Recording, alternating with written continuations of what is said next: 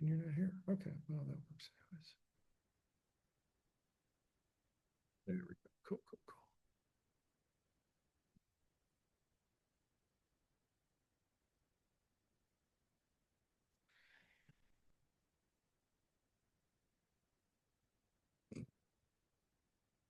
One second. I like suddenly my earbuds like never want to There connect. you are. Be just a second, man. Yeah, you're awfully low. Yeah, I'm not on. Let me see if this will work. Gotcha.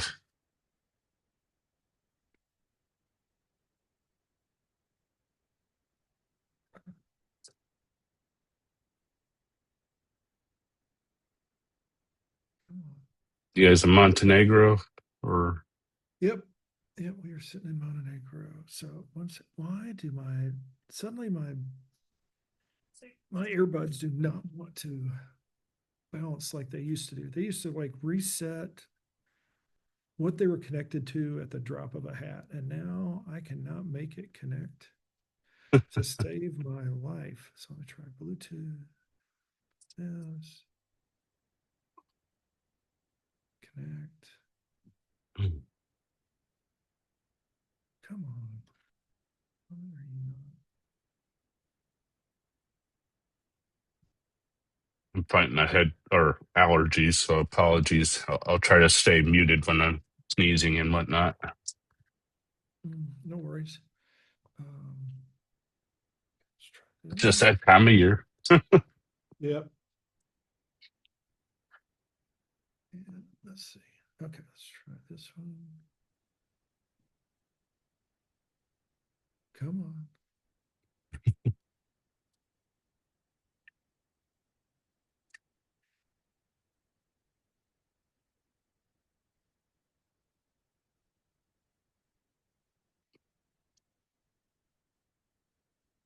I almost pinged you at about 1 o'clock this morning. You responded, do it then, this call if you had time, but I decided I needed to go to bed. I'm stressing Friday, dude. It's been communication with Melissa has gone from friendly to not so friendly in the last 2 weeks. I wondered if that was going to happen at some point. I didn't know. I was always like trying to figure out how much is. Okay, let's see now. So part of it happened when I realized, I put in an extra 1,000 hours of work.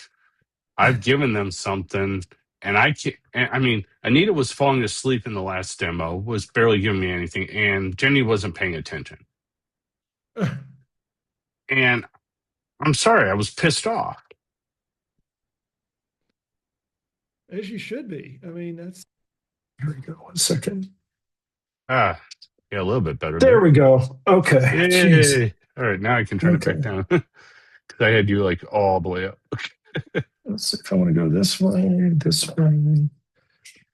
Okay, let's see if I do like And I this. don't know why, but one of the AI docs I did said I was up 256% when really I'm only up I loved it. 156%. I was like, Oh, that just didn't look right.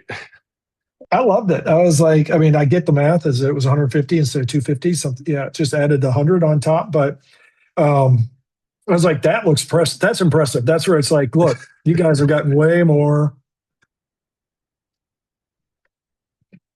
Yeah, I knew this was going to be. I was hoping that they would just get to the point where they'd be tired of wasting your time and using you the way they have. Let's see if this will work. And that they would just say, okay, we're going to take it and run. And apparently that's not the case. So, yeah, we'll see. I mean, it's like they really don't have a leg to stand on. They've been, screwing around with this for, we spent as much time since this was supposed to be done as we did the full team working on it, basically, at this point. I mean, it's ridiculous. And a lot of it was like November, December was all getting all the batch data and all the claims data from their existing system, which we couldn't get One and I second. had to What? look. Yeah, we're like, I mean, I'm talking to him, to Michael. Why? Oh, it's fine. I need to go to the store. Okay. Do you need me? Okay, then enjoy. Okay. Yeah, because Jenny was like, "Well, we can't complete the claims that are in flight, so fine." I worked through that. I figured that out, but I I went back and I had AI. Like I threw everything at AI, and I said, "Look, even our code commits." And I said, "Look at the code. Look at everything from the statement of work all the way through. Give me a breakdown." The first breakdown, it gave me that one that you said we were done earlier was the full that was not to the statement of work, that was to a fully functional PMR, like everything. Like I So said, don't get confused with that. Take EMR out everywhere. That changes the scope immensely. well, no, that wasn't PMR. That was PMR. That wasn't EMR. But it was all the hardening, all the phase two stuff that we don't have a statement of work for. So that pulled that all back. Um, there was some things that were flaky, like, but they could never quite tell me what was wrong. And that's what the frustrating part was. I had to rebuild the feed ticket page because I finally understood what they meant once I had all their data, what was missing, what was wrong. If they could have just told me what was wrong, I could have fixed it. But I had to rebuild that whole page because once I got all the data in, it's like, okay, they needed the claim history for that ticket. Well, we didn't have it. So I had to go get all that in November and December. But nowhere in the documentation it did state that we had, if it was there, we were going to get it. If it wasn't there, we couldn't get, that was going to have to be in a statement of work. Well, that never became a statement of work. So it just became a part of this whole process. And Well, that's the thing is they shortcut stuff everywhere. And this is the more I've thought about it, the more like it goes down to, Tier did everything he could to get out of to just nickel and dime his way through it, just be as cheap as he could be on it. And we talked about it way back. And even Melissa agreed that he was, she was trying to get him to loosen up some money and stuff like that, which, however it was, it's like he didn't do it. So he said, this is what we've got. No bells, no whistles, no nothing. He shut stuff down left and right and left and right. And then they had several things they told us they were never going to need that then became an issue. I mean, even before we got to October, even in October, we were way beyond scope of what had been, asked for or initially had been signed off on. And for him to be, and that was why we were like, okay, we're done. Like this needs to stop right now because they were just asking and asking and asking and asking. It's like, no, that's not how it works. You guys paid for this. And, if you don't like it, if Jenny doesn't like it, if it's not, then go to Dr. Tier and tell him he needs to pay more money because that's not your problem that he paid for something cheap and they don't like what he bought them because as long as it's not a true blocker, that's well, even that's true, but there's even some stuff that were, to them, it was blockers, but then they specifically at times said, no, we don't need this. Now some of the data things. I don't mean that. I mean, the meeting Friday at this point is everything that is in the system should be functioning to the statement of work. If it doesn't work to the statement of work, it's a blocker. Outside of that, it's an enhancement or phase two. Well, in the statement of work being the statement of work that was written in October. Yes. That is what you work to at this point. They gave you a list that you gave them a sign off, go, no go sign off. They gave you a list and said, this has to be there. And what you need to do with that list is you just walk through it. If they say, as you say, assuming it's all done, say it's done, it's done, it's done. Don't say it's mostly done or it might be done or it's close to. It's either done or it's not. And by done, it is functional. It doesn't, if it's a pain in the ass, if it's hard to see, if it requires training, not your problem at this point, because all of that stuff has gone out the window. They are, if they want to be, for lack of better terms, if they want to be assholes about it, then it's time to just do the same thing. Say, this is straight business. Go to each item. If they say it doesn't work, show how it doesn't work. Right. If it's a bug, if it's something that's like in a rare outlier or something like that, I would almost say there, say, okay, this is a bug. This will go into the support contract afterwards. And this goes to, however you wrote that up, hourly, monthly, something like that. Because if they're finding some, outlier thing, or it happens every so often, rarely or whatever, that's not enough to stop it. That is, that's where you get in. That's why you have a support contract. Unless you put something in that said, you're going to guarantee it was bug free or something, something No. odd like that. So, just work to that, walk through it. The advice that it gave in the AI docs that they were sent, that was sent to you about here's how you address them, here's what you look at, here's how you approach it. It's going to be tough on you, I know, because you're you, but you just going to have to go in and just try to keep it like logical as possible. Don't let it get personal. Don't let them get personal. Don't get personal back. Just stick to here's the item. Is it done or is it not? If it's not, what do we need to do to make it work? And if it's something where they're like, well, it doesn't look right or blah, blah, blah, that they're not, if they're arguing about something that's not functionality, then just say stop. That's version 2. And for you, I know the AI even mentioned like, doing a follow up and all that kind of stuff. At this point, I would get through Friday and just be like, anything that they want to talk about that is not specifically related to this version 1 MVP release is say, we will cover that in another call. It's just like, because you do not want to muddy the waters. You don't want to sit there dragging this out another month while they're, waiting to see what the requirements are and all that kind of stuff. It should be, you've put so much into this at this point. There should not be another minute spent on it outside of getting this done. And then everything from there should be like, I'd almost at that point say, even requirements gathering and that kind of stuff, that would be, you're going to charge an hourly rate or some sort of finding for that because they've abused this too much. Honestly, I would be at a point where I'd be like, let's go through it. And unless they can say 100% it's broken, done, move on. And it's up to them. They have burned this bridge to the ground at this point. Yeah, pretty much. I know there's one area. I fixed one issue with the data. Their data sucks because, she's always said that when it goes to patient responsibility, she sets the financial code to PR. I have found issues where she marks it as 2P. So when I pulled all the claim stuff over as claims, because that 2P should be a claim, right?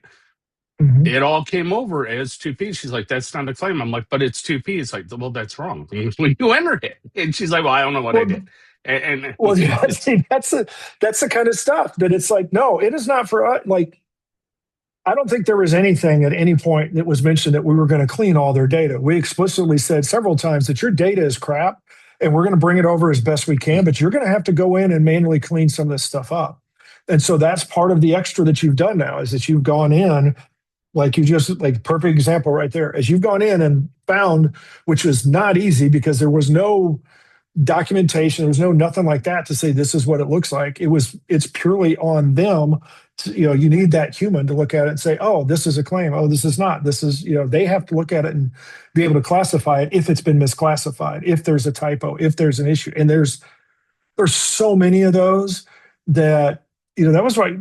The migration was almost entirely dealing with all of the exceptions and the weird data they had and all the old crap that they had and all this other stuff that was way beyond, what was in the scope of the project itself. And especially considered like I said, he cut every corner he could to keep it cheap. And, that's what it's like, just, I would do whatever I could to wrap it up and say, this is it. And if they want more, if they do want to come back to you and get more, which, maybe they will, I would charge full price. Probably not even do, if you don't do just a straight up time and materials, if you do fixed bid, then make it really high. Assume, an extra 100 hours on top of it or something like that, just to make sure that there is no possibility that you could lose money on the next time you write a contract with them. If they don't like it, they can go find somebody else because it's really gotten to that point. I was going to do it at 185 an hour at 10-hour intervals. Like they would have to That buy works. 10-hour blocks. I think something like that works fine. I think that's how you do it, is say, okay, this is going to be X blocks, and if you need more, then you stop until they send you something for the next blocks, and to just make it. And it's going to be time consuming to them, but you're going to write every single requirement, lock it down, get them to sign off on it, essentially say, this is what you want. Okay, this is what you're going to get. Nothing more, nothing less. And then just work to that. Just work the tickets for them, basically. Yeah, the big thing is like the red claims form. I have it 99% there. There is a bug with the check boxes, but I can't get them to tell me how the insurer, because they said, oh, it's going to be Medicare, B is going to be here, Medicaid is going to be here, and then it's other or whatever, those three. I have seen forms with every single field checked. Like this one's checked, this one's checked. They can't answer that question. So I have gone as far as I can. They have to tell me, and she won't put in the time to do it. And that's Jenny. And Well, then Anita's that's useless. And if they push back on those are ones where you say, look, I have given you my time. You need to sit down, do it in a recording, do it in writing. Tell me in writing how it's supposed to go. We're not going to have another call. We're not going to have none of this, because you guys have not put the time in. And that's part of it. They have not paid it the respect that was required. They got trained 6 months ago, 7 months ago, whatever it's been. And they have pissed away the time, so that now that training was basically potentially wasted, because they haven't used it on a regular basis. The old system has been chugging along. You've had to remigrate who knows how many times. There's a lot of that where it's just, if they push back and say that doesn't the nice work, part is the front office and the nurses have been training on it. Like they have dedicated time, and they've had a couple weeks off of it, but for the most part, they understand it. It's Anita and Jenny that have not put the time in on the training on it to really understand it. And I can tell every single time Jenny's like, oh, where the hell's this? Or Anita's like, I don't know where this is. How do you not know where that is? Like the patient search, or they don't know because they haven't used it. They never took the time to figure it out. And this is on them 100%. I recorded the whole training I did with them. Yes, it wasn't quite working because I was still in the process of deploying it to their system, so I had a few bugs. But that entire video I did where I walked through everything, I gave them that recording. And he was like, oh, I didn't know what that was, so I didn't watch it. And I know for a fact Jenny hasn't logged into the system. So I'm sorry. I did not mean to take this time. You are the only person left that I can talk to about this. Renee's about done listening to me altogether about it. And I need someone to review my documentation sometimes. Like, I know you're just scanning it and that, but there's times where it's like, do I have the right tone? Or like EMR versus PMR, little things like that. It's like, I am too close to this, my pills are probably keeping me from completely losing my mind, but they aren't. Like, I am still stressed to here. And I'm back up to not, maybe 11, I went to bed at 1 o'clock. So I'm back to not sleeping again, even on both pills. So I took the Lexapro and I took what Renee's telling me is Valium at 6 o'clock last night, and I didn't go to bed till 1. So that's how wired I am right now. It's. That's why I'm just, I'm looking through all this stuff. The docs you sent helps a lot because everything gets summarized. So it's real easy to scan through those and look at stuff and look for the high points, the low points, get all the important stuff. So it was really, I was worried when you sent a zip file and I looked at those docs. I was like, cool, I can run. I'll wait till you stop coughing so you can hear me. All right, thank you. I was like, cool, I can run right through these. I can see all the things that are there. This makes sense. That makes sense. That makes sense. So that was really helpful for giving an assessment.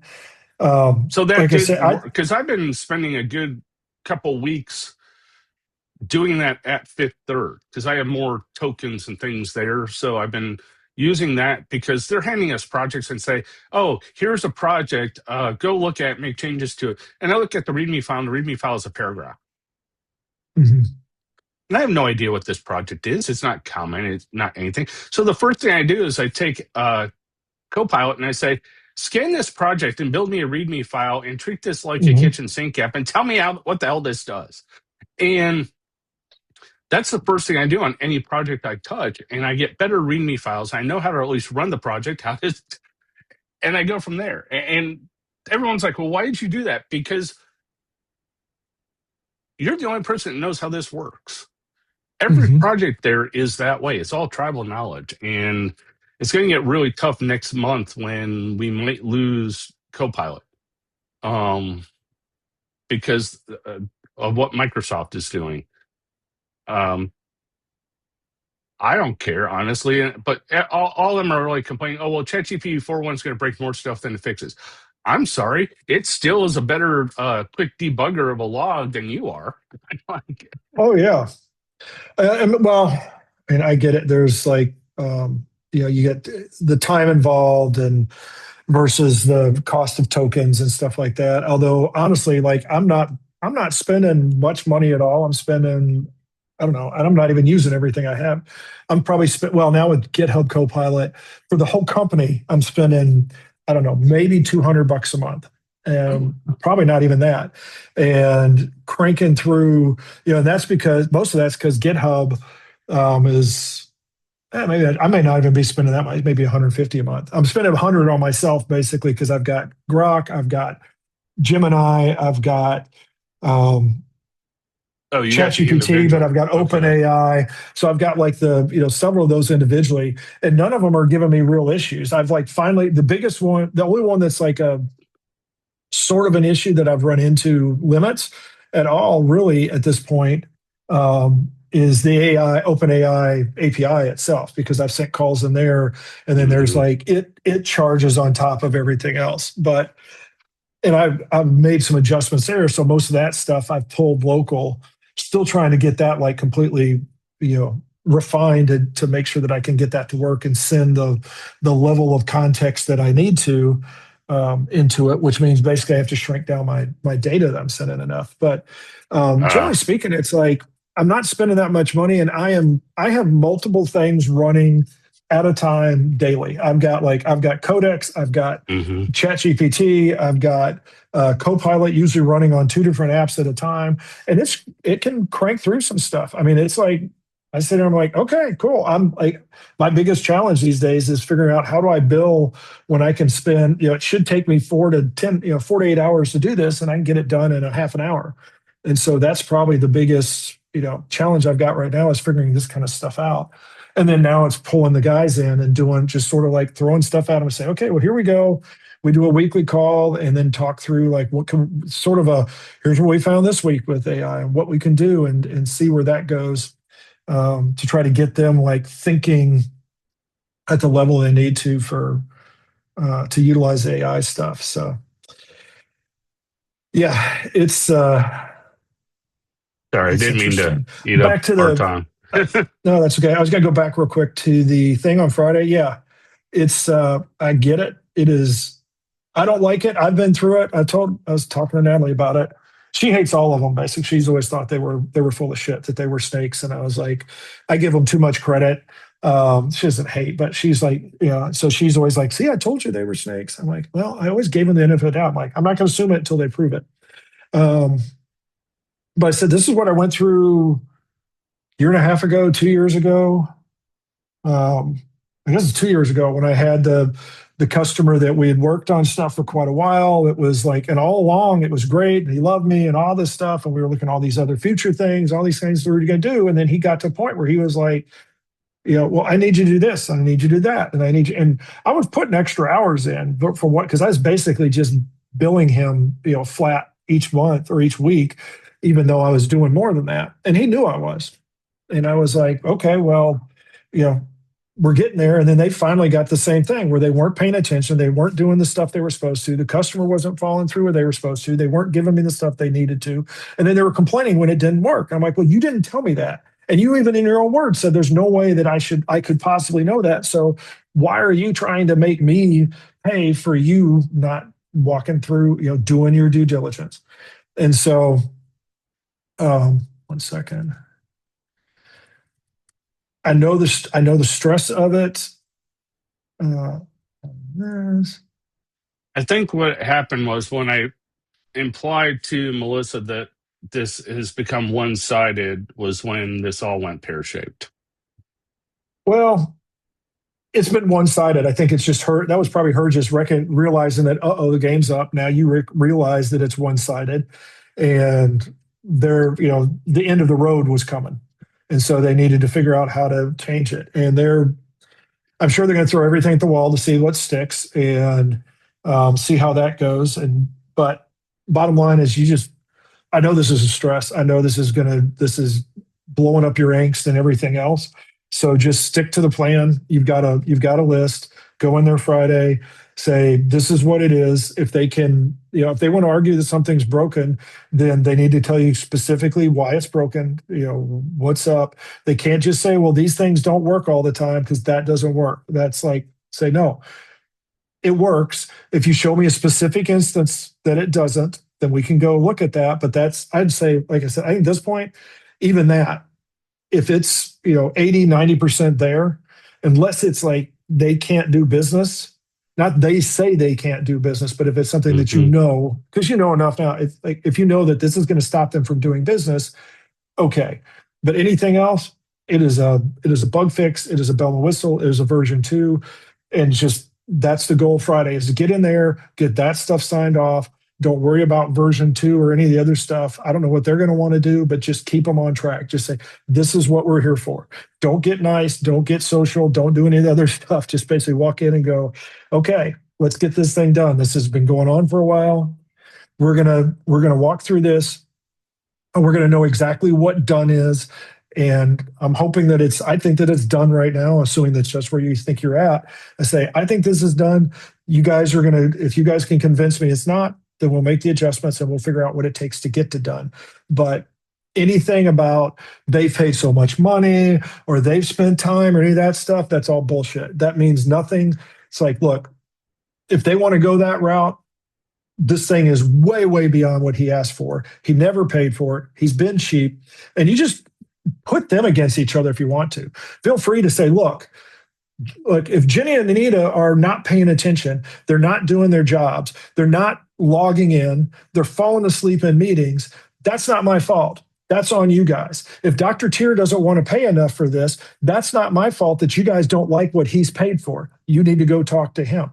If Melissa's not happy where it's at because Jenny's not, it's like, well, your job, Melissa, is not to let Jenny run the company. It's stuff like that. Feel free to get dirty in that and just point out, and not even personal, but just say if they start bringing stuff up, it's like, look, we've got recordings, we've got, audio, we've got transcripts, we've got all of this stuff. Plus, gosh, the hours have gone into this. This is just insane. So go into it with that goal. If you can do that and just keep that your focus, I think that'll help you hopefully just, get through Friday. And then when you get done, go home and have a shot or two or whatever it needs, whatever it takes, because hopefully it's done. That will be the biggest win for you. If you can get out of Friday, regardless of how it is, even if they kick you off and say they never want to see you again, that would still be a win for you at this point, because it's just basically, and I would go in just everything's here, everything's delivered. So if you walk away, you can say you have it, go do what you want with it, because just wipe your hands from it and say, look, we've gone far enough. I think that is your number one goal, is get out of there, hopefully running away from them.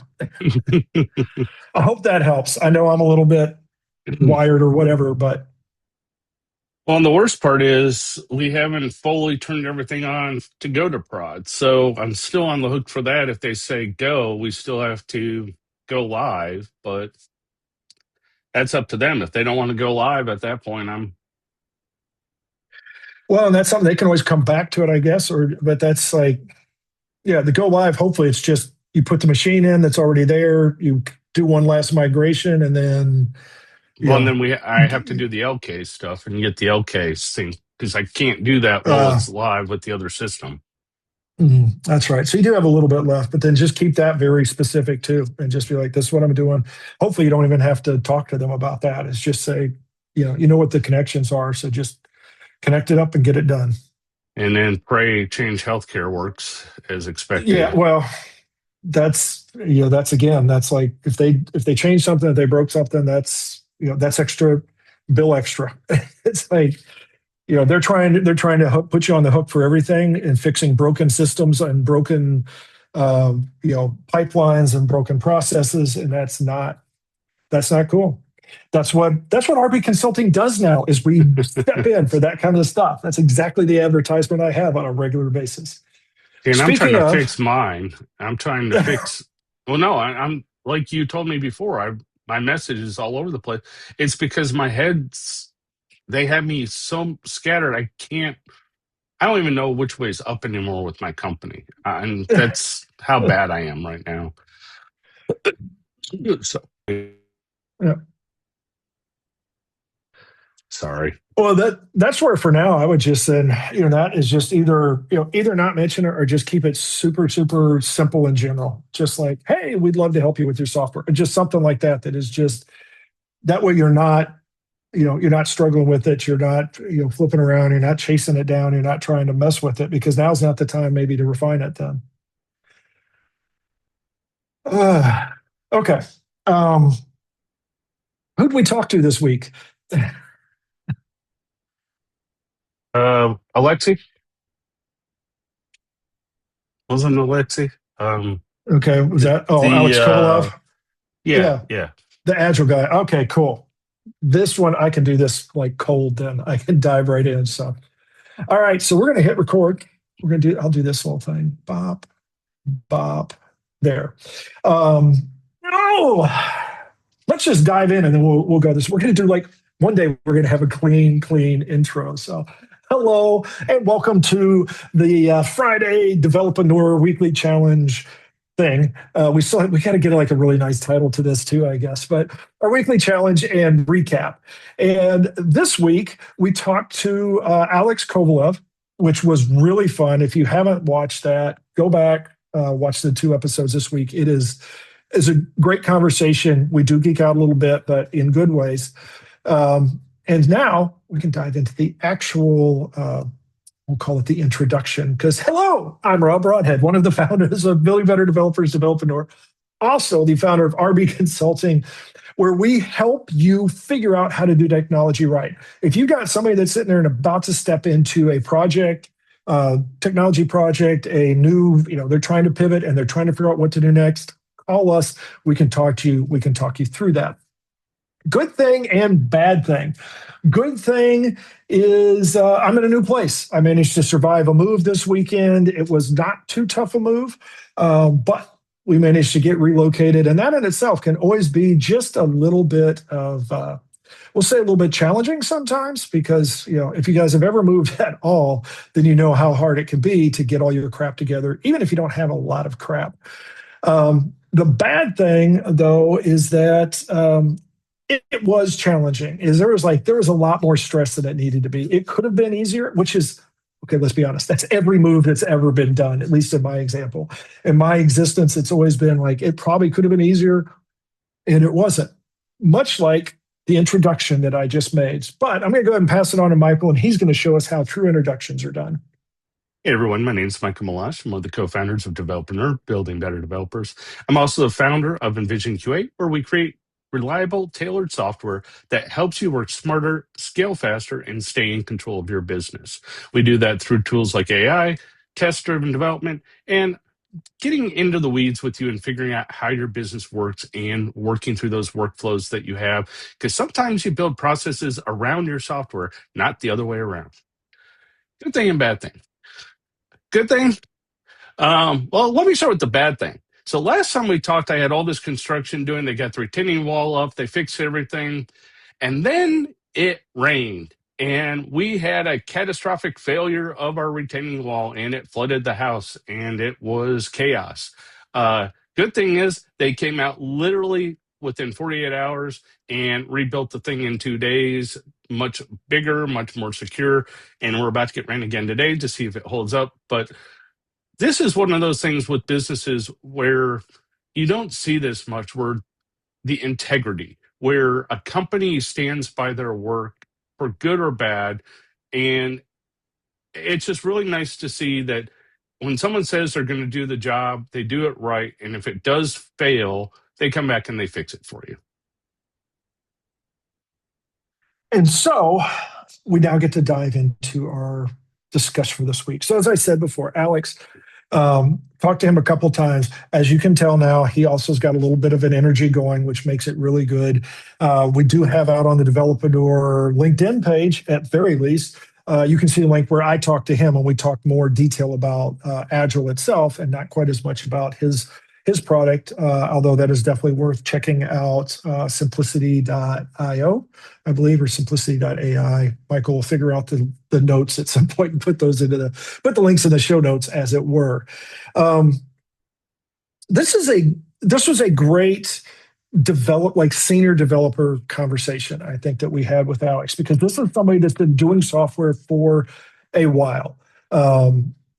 Similar to us, and has seen the good, the bad, and the ugly about how do you track software? How do you measure software? How do you estimate it? How do you run projects? He's got a lot of opinions on Agile in general, on Scrum, on sprints, on how tickets should be run. And it's the kind of stuff that I think needs to be out there more, because I think too often we don't talk about it. I think it's too many organizations. It's, we're going to buy the Atlassian set of tools. So we're going to do Jira and all of the other stuff and Confluence and all those guys. Or if we don't do that, then we're going to do the GitHub bunch of stuff. And so we're going to use all the GitHub stuff. Okay, yes, there's a third people. I know Microsoft is not a tiny company, but then the third is the Microsoft stack. And the fact that we have a stack for our project management stuff in itself is probably not a good thing, because they should all talk together. They should all be pretty smooth and linked together and all that good stuff. But we know that they also are trying to do too many things for too many people. That is why I do like the approach that we talked about a little bit of, like, simplifying this stuff. And we're going to have to, because development is changing. We talked about, I believe this was a call, we talked about the changing size of SDLC, of the traditional, whatever it is, 5 to 10% that's supposed to be requirements gathering, and then 5 to 10% is design, and then like 80%. I think technically it's supposed to be like 60 to 70% is implementation, and then like 5 to 10 testing, and then 5% is deployment, something like that. I don't know what the percentages generally are, but I think that big, huge deployment thing implementation thing should shrink quite a bit now. If you don't, go try AI assisted development and see how that works. It takes pair programming to a whole new level. Yes, you can get lost in frustrations if you don't know what you're doing. AI can do all kinds of crazy stuff that you do not want it to do. But once you start getting used to it and understand it and leverage it right, it is going to change your implementation time. It is going to cut it down. It substantially. I have no problem saying it has cut my development time in half, and it's probably close to like 80 or 90%. Now, granted, I've been doing this a while, and I know some of these things, but even the design, that kind of stuff, it is going to make a difference. That means that we have to figure out, where do we put that time? Now that we have that time, theoretically, where do we put that? Do we put it more in requirements gathering? Do we put it more in testing? Do we do both? And that's where something like, some of the tools that we have right now are going to have to change. I think there's too much overhead. There's too much people blocking that's involved in these things. So like Jira, I'm just going to pick on it because I can. It takes, if you're doing a ticket, then it takes, you've got to put together, you've got to design like a proper ticket flow, or like what is all on a ticket. You've got to figure out all the sub-tickets and the parents and the relations and what epic does it belong in. And then you got to go to your sprint. And then at the end of your sprint, you got to review it. And then you've got to assess it. And then you've got to do your sprint, your grooming. And there's all this stuff that you do that really literally doesn't do anything. It is all shuffling the deck chairs, essentially. Now, yes, there are requirements that come out of that. There are useful documents that come out of it, but most of them are not that useful. It's like, I loved one of the things that Alex said was, he was talking about like, I don't need to look at the history of my project. That's past. And really, it's like, it was really quite the insight, because you really don't. is it useful to know your trends? Is it useful to know that you've been getting better, or that you're better in certain ways or not as good in other ways? Yeah, but that stuff you can just do on an ongoing basis. There's no reason, or shouldn't be any reason, for you to ever go and look back a year ago and say, how did we do on this sprint? Honestly, you don't even need to know, like, how many tickets did we do? You may want to go find that ticket and say, when did we last touch this thing? That's not a ticket. That should be sitting in version control in commits. There are better ways, much more reliable, that aren't a duplication of effort. For example, tickets, when you've got commits, if you're going back and you're having to write stuff in your ticket, that should be in the commits in version control. If you're not using version control, you're way far behind, and you've got to be a better developer really quick just to catch up. So that is my opening rant on this. Now I'm going to take a deep breath and let Michael dive in with his rant. So you already started touching on it, where as developers, our roles are going to be changing, and we're going to start to see that breakdown in the percentages of the SDLC where things are getting done and when they need to get done. One of the biggest things that we didn't necessarily talk about, but I think is going to become one of the behaviors of developers, is today, most companies, you're supposed to write your code in a branch, go ahead and commit it, push it up, and then do a pull request, and then get your peers to review your code. One of the biggest thing AI is going to do is, for all of you that hate doing code reviews, guess what? You are going to become very, very, very good at doing code reviews, because anything AI does to your code, you better be checking that. You better be code reviewing the crap out of anything AI touches, because you want to make sure you know what is happening in your system. If you're a vibe coder and you don't look at your code and you don't understand what the code's doing, chances are your foundation is going to become very fragile very quickly, because you don't know what's going into your code. That that is going to be one of the biggest strengths, I think, that as developers, we are finally going to get better at code reviews. We're finally going to have to be mature and actually look at what is being done by AI, by other developers, before that code actually comes into our environment. The other thing is, with AI, you're going to have to really start testing this code before you push it in. Don't just test the individual component that you're working on. You're going to have to start building better guardrails and testing around the software to make sure that it works before you push that code in as well. So those are a couple of the things we touched on, but a lot of this was around how Scrum worked, or the Alex's understanding of Scrum and how he wants to drive it with his product and different things. One of the biggest things, and I call him out on it because I find it interesting, it's the behavior. He is treating the project management tool as a behavioral science process to change the mindset of the developers, of the how product development is supposed to work, how we're supposed to manage these projects. And the biggest thing is, hold yourself accountable, not by points, but by how long you think it's going to take to actually get something done. Put an hour to it. You may not always be right, but at least you are starting to get better at how long it is going to physically take to get something done. And then you can actually kind of build better guidelines and better timelines for building your application, for how long things should get done. Now, if you say it's going to take an hour and it takes a week, okay, where do you go? You need to be communicating through that whole process, because there should be a whole lot of documentation or a whole lot of conversations going on was there scope creep? Was the directions just incorrect? If it's just you sat there and it took you a week and you can't justify that, then there's a big problem. And that's what he's trying to do. He's trying to eliminate a lot of the bloat that is in these tools and get it to more accountability, get it to more in your face what is going on versus all that hidden stuff going on behind the scenes. This is like, gosh, this goes back to the Mythical Man month. This goes back so far. The idea of tracking productivity and stuff like that. This is something that I have spent, like I have said more than a few times, I've spent decades in software development.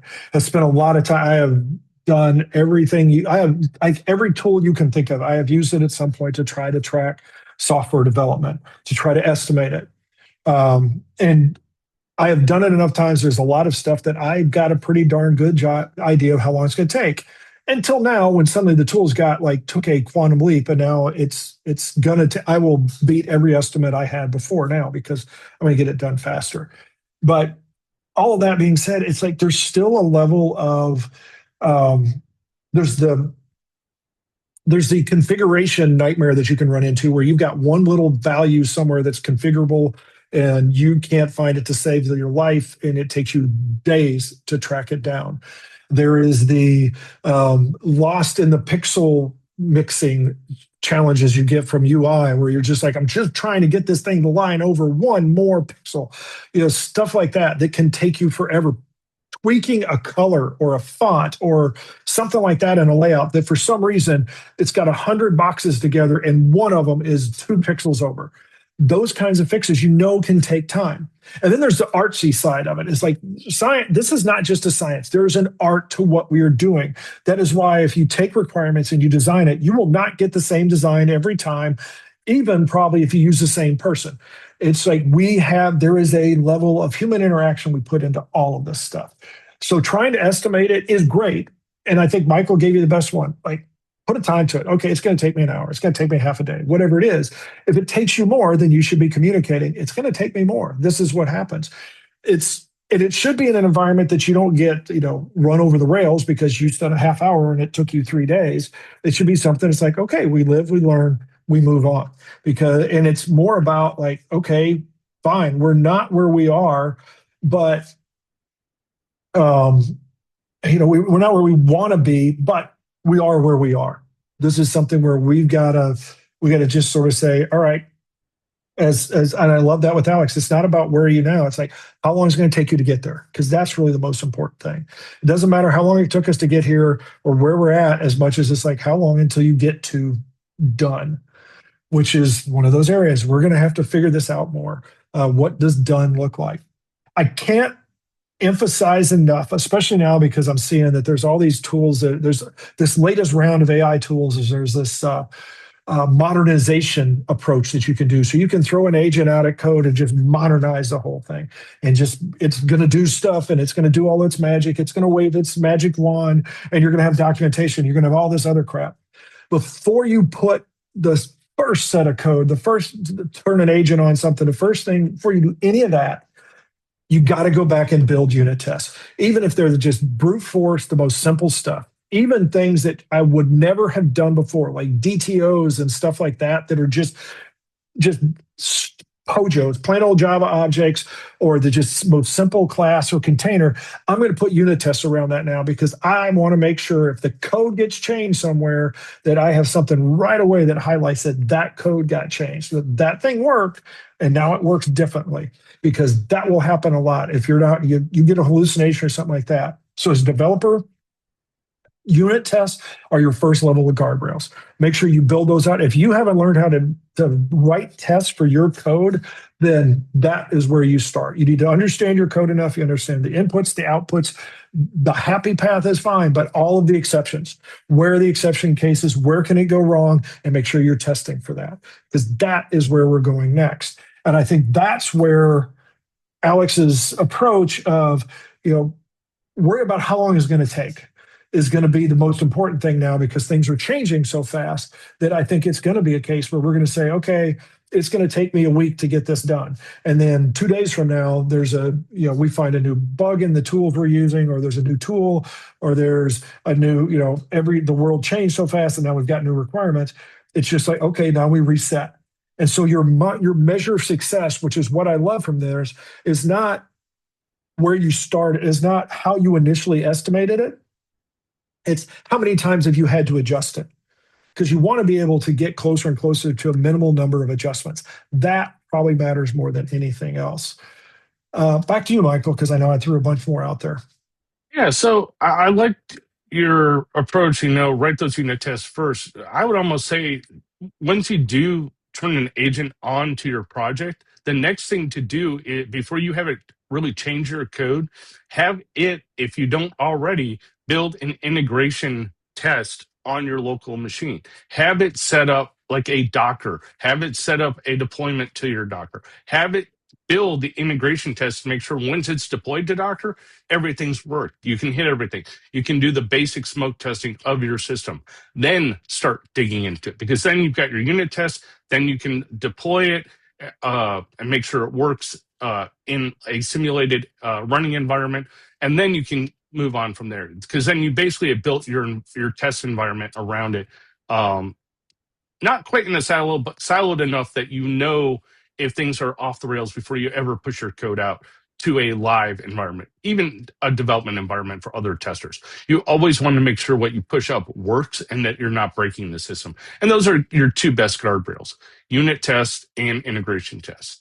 The other thing that's fun is he talked a lot about going from like the 2-week sprint or the sprint model to the Kibana board. Basically, if you define your tickets right, you basically, you're just always pulling a ticket. You're pulling the next piece of work. You're just working down the list.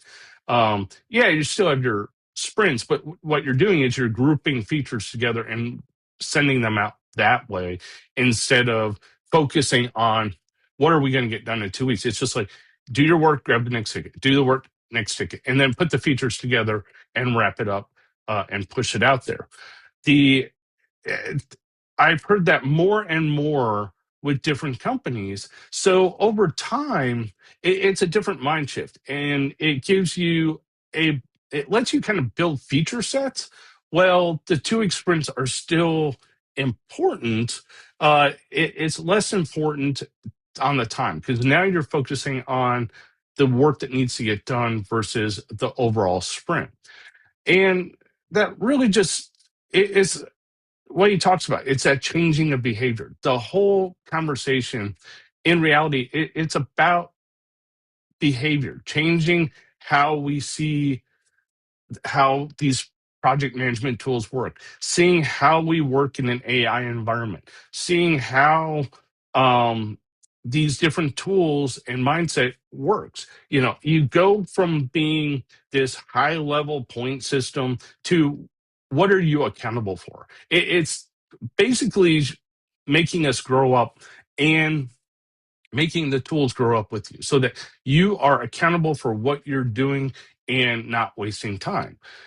And while we've lost Rob for a minute, it's just one of those things that I love the conversation. I mean, we geeked out with him a lot. We got down so many different rabbit holes and tangents that we'll definitely have him back. But at the end of the day, the real problem isn't the tool, it's the human behavior.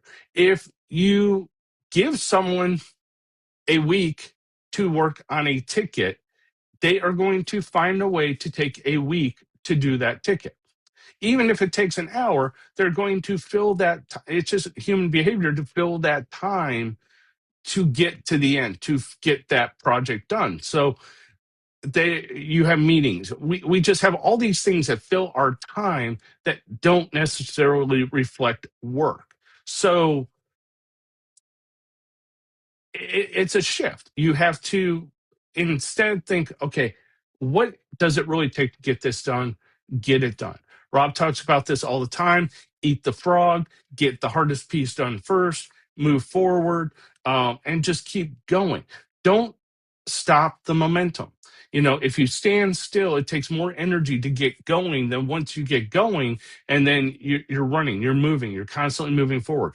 You don't want to stop that momentum. You don't want to lose track of what you're doing. So now that we've got Rob back, I'll throw it back to him for our weekly challenge. And you're on mute.